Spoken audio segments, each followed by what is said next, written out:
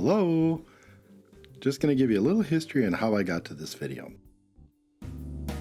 Okay, here's me and my mom, probably 1982. The tree behind me is sitting on a box riser. This way you can get more presents underneath. A couple years later, here's my Lego village sitting on an old soda box.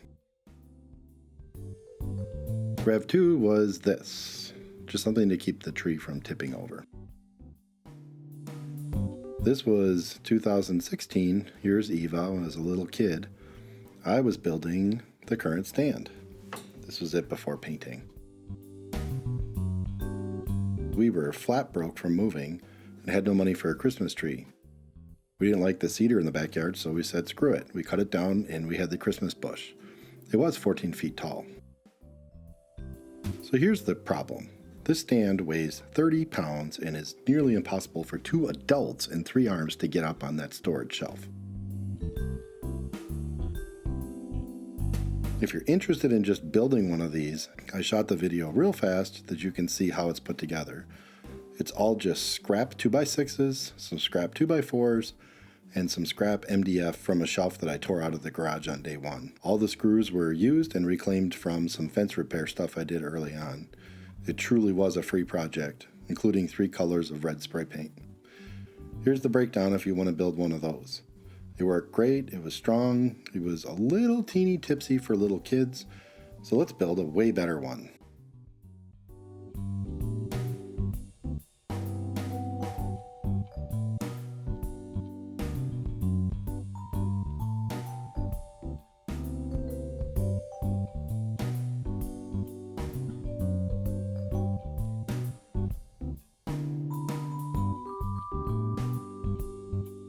Okay, you only need 3 pieces of wood to build this whole thing. A 4x4 sheet of plywood. I bought 3/8, it's just strong enough.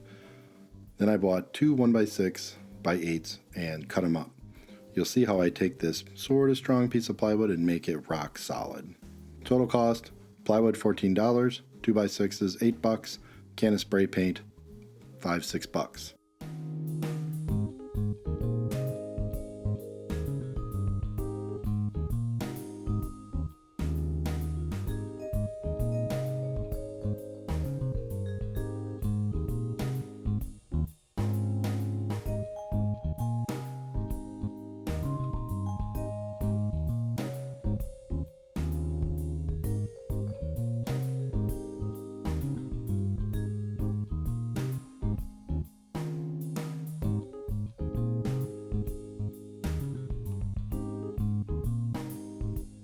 So the diameter of the original base was 24 inches.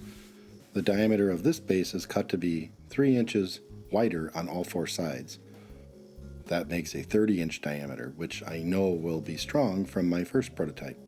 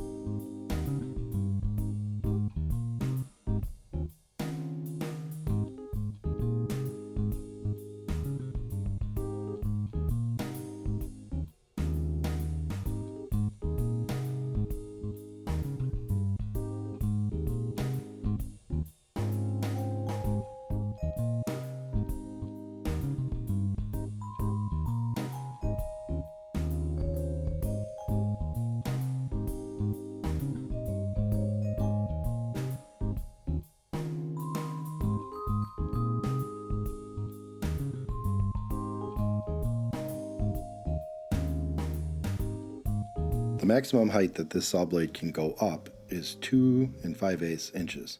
So I'm ripping the boards down first to get rid of the rounded edges so I have more gluing surface, but more importantly I'm ripping them down so the blade can cut exactly half through each board for the crisscross, for the main supports.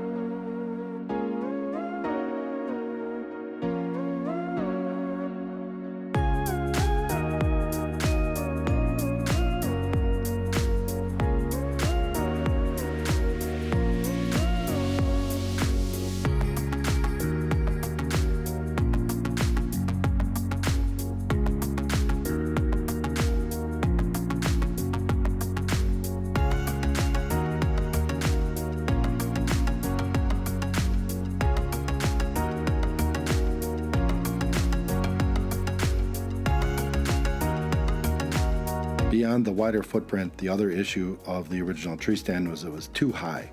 So this tree stand is 6 inches wider in diameter and 7 inches shorter than the original one I built. The whole goal here is to get the height high enough that I don't have to cut any branches off the tree beyond the ones I need to get it in the stand. So that the bottom branches are the biggest, and I want a big tree.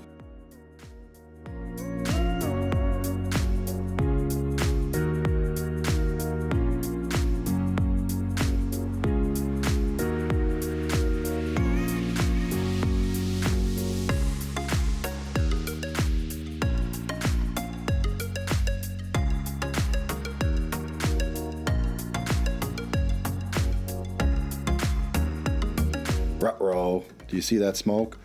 This blade is officially dead.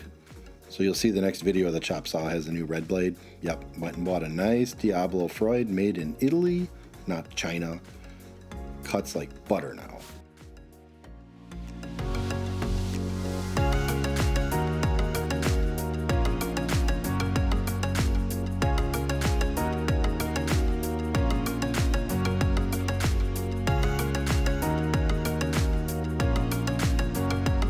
As from previous videos, this green router is my dedicated 1/4 inch roundover.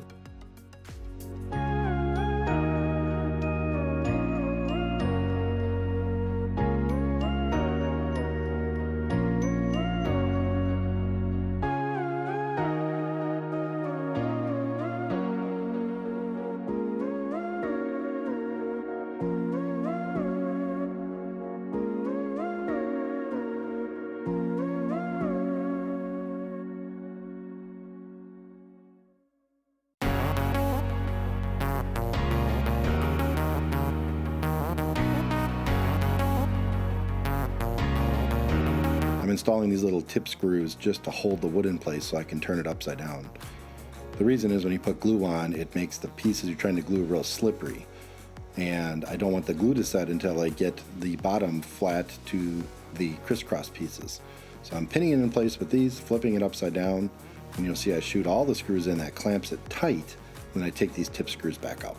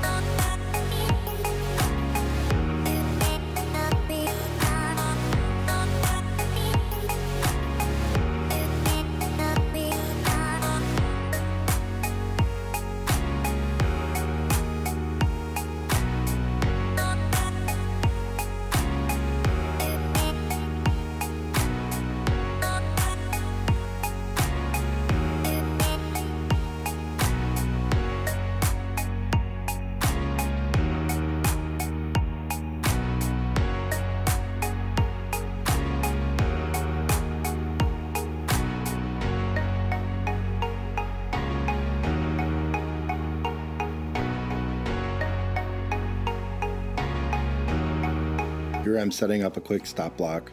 I spent a bunch of time putzing off camera to come up with the right length for these 4 pieces, so I thought it would be easier to just put a stop block in to duplicate it 3 more times. And it was. Especially with my new blade. It's awesome.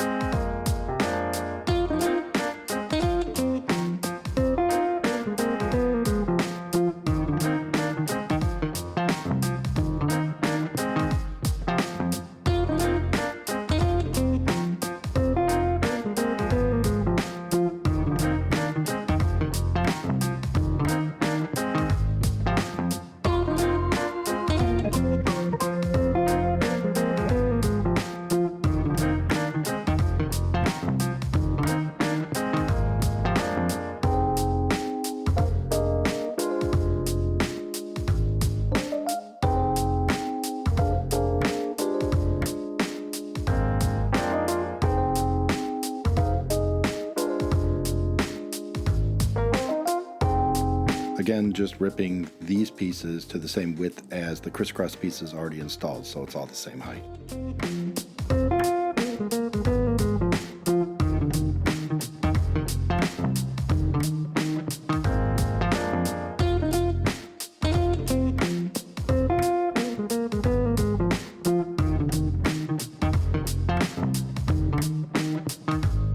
Okay, so from this point in the video forward, I shot one whole video of each segment of construction, even though you'll notice some of the steps have been completed already. So I'm just showing each step, and I just duplicated it 4 times.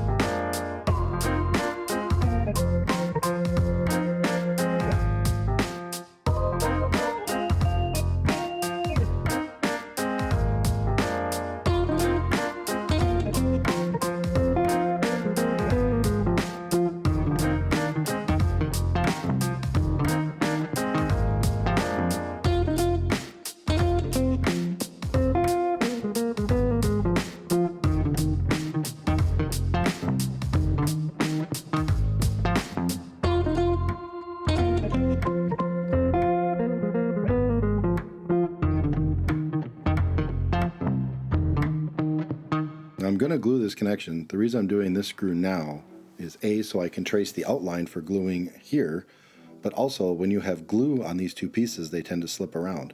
If you already have a hole drilled, you can just put the tip of the screw right back in and tighten one screw with the glue on. Makes it a lot easier to get the second screw in, especially for one-handed people.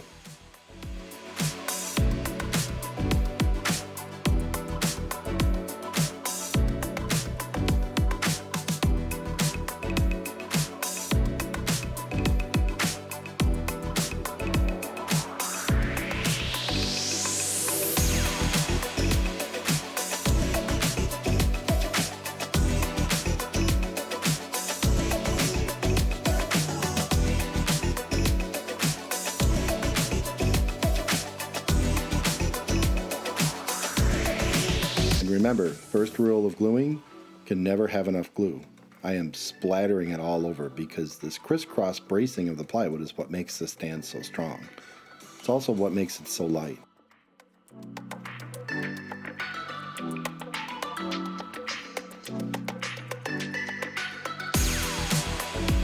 I'm shooting the screws from the bottom first to suck the wood tight against the plywood. Then I go back to the top and shoot the screws here horizontally, thereby tightening it all the way around. This would be a nightmare to clamp with clamps, so I'm just using the screws as the clamps. You're never going to see any of this because it's going to be under the blanket of the tree anyways.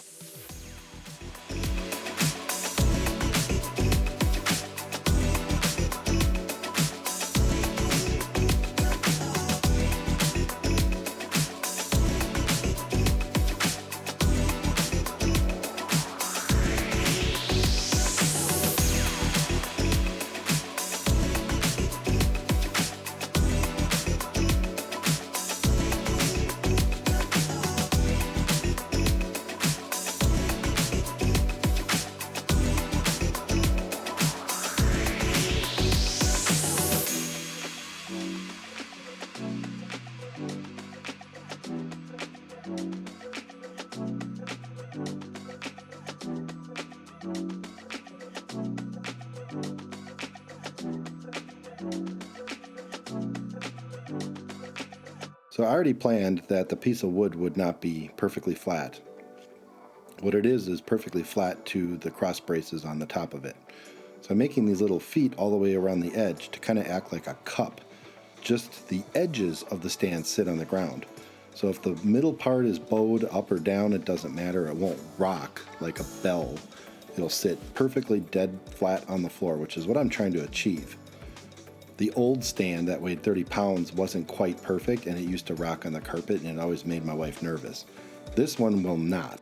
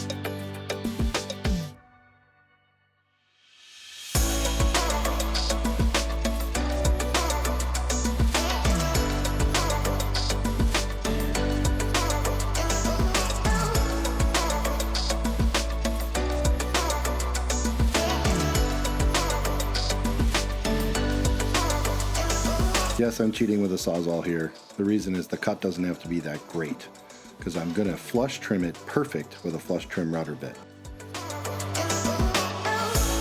Here's my flush trim router bit. It's got a ball bearing on the top and bottom, and so it will follow exactly the curve of the existing piece of wood there, and that's how I'm trimming these little feet perfect.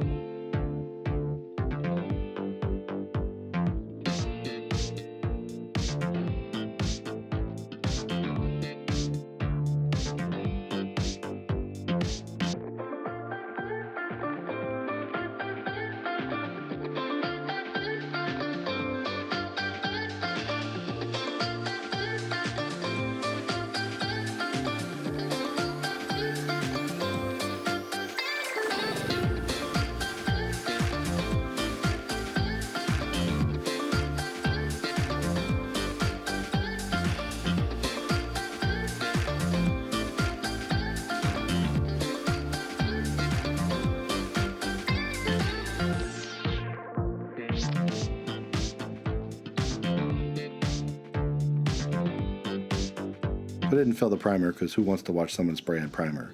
But if you don't put primer on, then it will eat the gloss paint alive and take too many coats.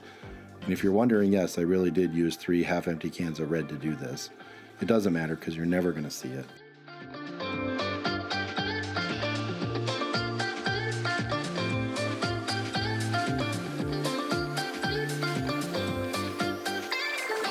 So the other main issue was I always worried that the screws were going to pull through the plastic. So now I'm putting the screws in with a giant stainless steel fender washer.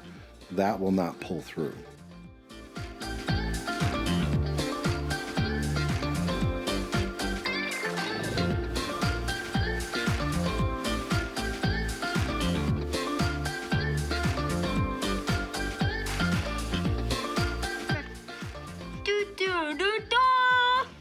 I'm James.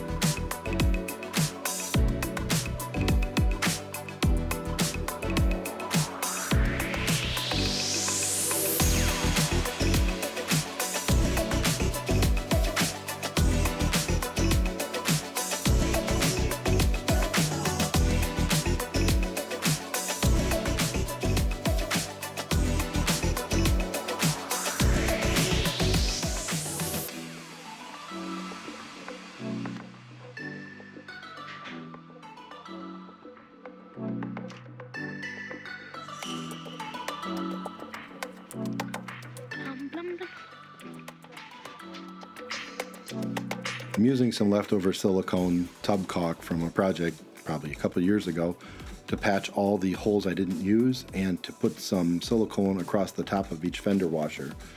The bottom lip of this tree stand is special, and that's why I originally bought it, is that when the water leaks from pouring it, it runs down the edge and catches in this little lip and evaporates, thereby not destroying the floor underneath your tree stand. So I just want to make sure the water gets down to the lip where it belongs. It's also why I'm not drilling straight into the lip, I'm drilling up a couple inches, because I don't want to put a hole where the water's going to sit.